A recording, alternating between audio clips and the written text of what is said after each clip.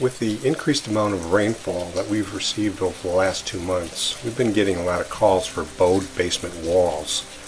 Now, a bowing basement wall is typically a block wall that shows symptoms of distress from hydrostatic pressure being applied to the exterior basement wall from increased water penetration along the foundation.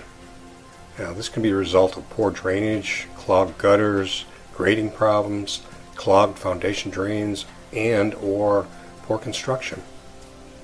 Now, the symptoms of distress will often start with a small horizontal crack spanning the middle of the wall to multiple cracks forming with notable inward deflection going into the basement. Now, that damage can vary from 1/4 inch deflection to a more advanced state of 3 to 4 inches of deflection.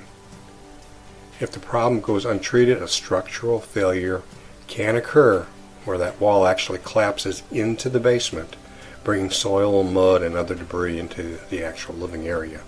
Now, if you're experiencing a bowing wall, we are equipped to apply emergency shoring to temporarily stabilize the wall, as well as applying unique geotechnical approaches to solve the problem on a permanent basis.